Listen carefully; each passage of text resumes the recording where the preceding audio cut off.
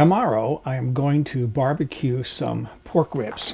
I have some St. Louis style pork ribs here. I'm going to put these on the barbecue tomorrow, but today I'm going to start the prep work on these, and I'm going to show you a really embarrassingly simple marinade slash barbecue sauce that I'm going to make. I made it for a friend. A friend came over to help me with some work I needed to do on the roof. And I consider him the nearest thing I know to a grill master. And I made these ribs this way. And he said these are some of the best ribs he ever tasted. So that's what I'm going to do today. But let's start off by prepping my ribs. I gave the ribs a good rinse. And I don't know a lot about ribs, but one thing I do remember reading about is that oftentimes they don't remove this membrane that's on here. And supposedly you want to remove the membrane. And the way they say to do it is to grab it with a piece of paper towel and just start pulling until it comes off. Sometimes it comes off all in one piece, and sometimes it breaks up like this is doing right now. But I'll get it.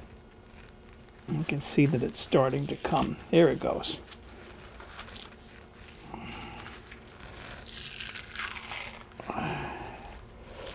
Like so. I got that membrane pretty much removed. I'm going to section this into 3 rib servings. I've got a tray over here that I've lined with parchment paper. Just makes it a lot easier if I can put a single serving on the grill. I'm actually going to do 2 servings on the grill, but I'm going to prep these and put them in the freezer. And then I'm going to leave this extra flap on there that's just more meat to enjoy. Into a large bowl, I'm going to be putting equal amounts of teriyaki sauce. And I'm going to do a cup of each because I'm going to divide it up between those 4 pieces of ribs, 2 of which I'm going to cook tomorrow on the grill. But I'm going to start them cooking today. You'll see that in a moment. And then another cup, so equal amounts of, this is bourbon, and you can see by how much is there that I do a lot of barbecue sauce with bourbon because I don't drink. So another cup. I mean, I'll have a glass of wine once in a while, usually with dinner, with friends, if they don't have to drive. So a cup of bourbon. And then I'll mix that together. A cup, by the way, of liquid measure is about 240 milliliters.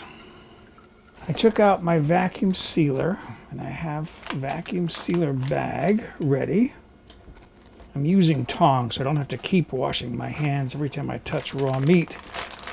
And then I put my sauce marinade in a 2-cup container. I'm going to try to put about, if I can get this accurate, about 1 cup, 1/4 cup in there. I'm going to try to, no, 1/2 cup.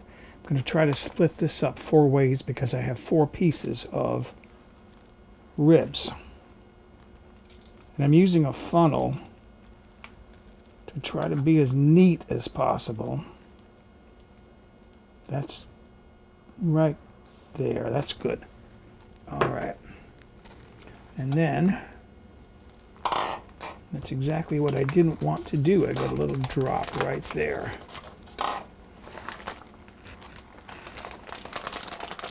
Take my package, put it in my vacuum sealer.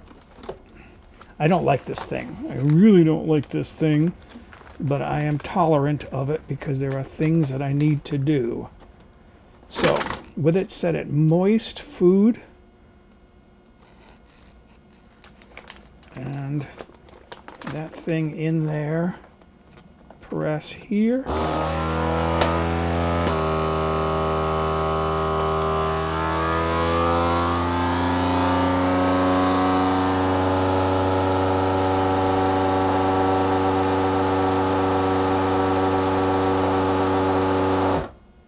And it's sealing.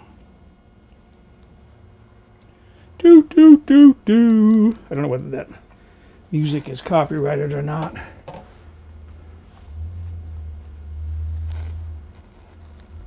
Sealing, sealing, sealing. The red light is still on. Oh, it's blinking. Is it going to turn off? It turned off. Pops out. And then one thing I like to do, because this is going to go into a water bath, is I'm going to pull this into here. And I'm going to double seal it. So that's sealing again now. I put 2 seals on this end, and I'm going to double seal it on that end because I don't want to take any chances of this leaking and water getting inside and so forth. There it is, 2 sealings there. All right, I'm just going to trim this up and make it look nice. Not that it needs to, but this is a video. There is my first set of ribs. As I said, I'm going to do 4 of these, and 2 of these I'm going to grill tomorrow. 2 of them I'm going to put in the freezer. So I have 3 more to go. So there they are, my 4 sections of ribs. As I said, I'm going to freeze 2 of these, and then I'm going to do my next step with the other 2. So here's my plan. This is my sous vide cooker. I'm going to put my packets of meat in there, 2 of them. Bring this up to the maximum fill line with my hottest tap water, and then I'm going to cook the meat at 150 degrees for 20 hours. I learned that from my friend, and that's what we did last time, and it works really well. So this is about right, 130 degrees. That's what my water is. So I'm going to set my temperature. That's the set time, 150 degrees. Come on. Getting there, 149, 150. And then set the time to 20 hours.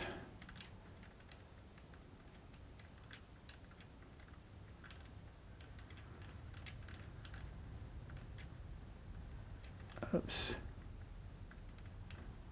If you go too fast, it changes numbers really rapidly. And I'm being as precise as possible because I feel like it. Okay, 20 hours. Press the start button. It'll beep when it starts to heat up, and then when it gets to 150 degrees, it'll beep again, and then it'll run for 20 hours. And then because at 150 degrees there's going to be potentially a lot of evaporation, I'm going to put some plastic wrap on there, not cover it completely, just most of the way, and that'll hold in some of that moisture and prevent it from evaporating overnight. So here we are now, the following day. We're coming up on noon pretty soon. My sous vide has been going for 20 hours. What I need to do next is go outside and start the barbecue. And while the wood, I'm going to be cooking over oak, actually just browning the ribs. They've been cooking at 150 degrees for 20 hours. I just need to brown them a little bit. So while the oak is getting started, I'm going to come inside and I'm going to show you what I'm going to do for my barbecue sauce. I can take my plastic off now. And looking at my maximum fill line, it's gone down maybe 1/2 inch, 3/4 of an inch. So this plastic worked really well to prevent dehydration, evaporation.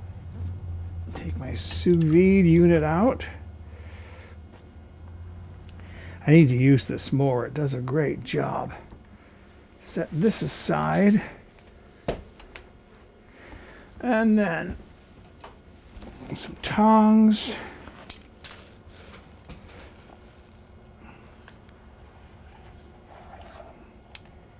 And there is one of my 2 packets of 20-hour cooked ribs. There's the other one. And that water looks absolutely clear. So these bags didn't leak at all. I'm always concerned about that. And then I can set this aside and let this cool. I'm going to take my packet of meat. It's a little bit hot, but not too hot to handle. And see if I can do this. I'm going to cut a corner off and then place that corner down in my pan. I've got a saucepan there, and I'm just going to cut through the top corner to vent it. Let that sauce flow. Do the other one. Same thing.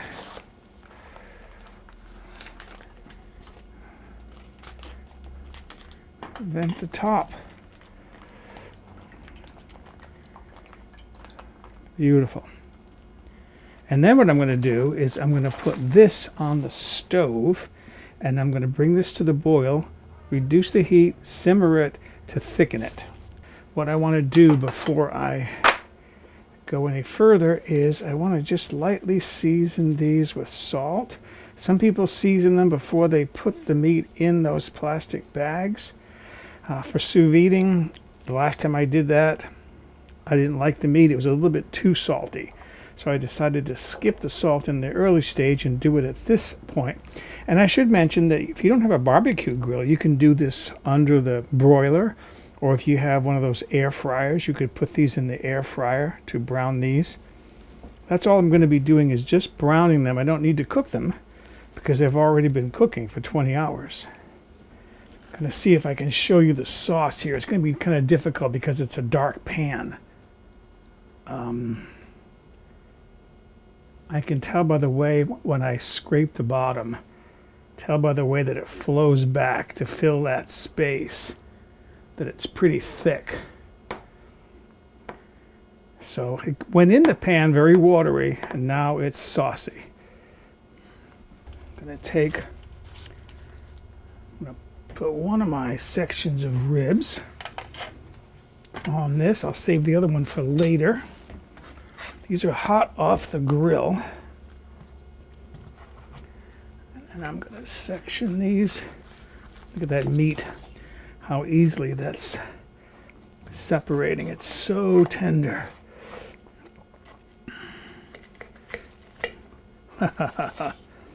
All right. Put some of my ribs on this plate. I don't know how best to present these, but that looks good enough. And then a little bit more of my thick barbecue sauce on top. And on those exposed edges of meat.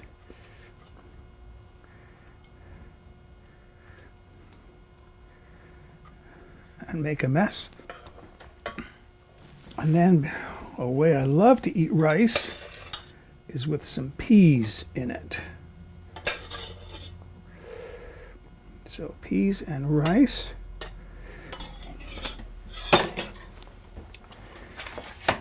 And then I heated up one of my little mini quiches. That's a spinach quiche. It's a good way to get spinach onto the plate. And there is my lunch. So there's my plate of food for lunch. Some people don't like to see people eat ribs with a knife and a fork.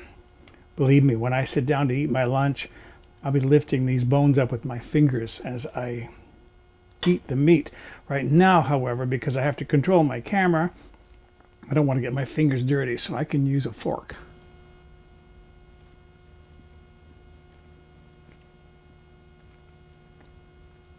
Melt in your mouth tender.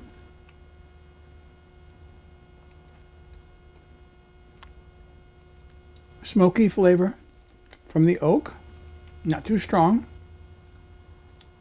A little bit of that sweetness from the teriyaki sauce comes out. And of course that bourbon adds some woody flavor. This is going to be a fantastic lunch. So excuse me, I'm going to go eat my, what do I want to call these? My sous vide barbecued ribs.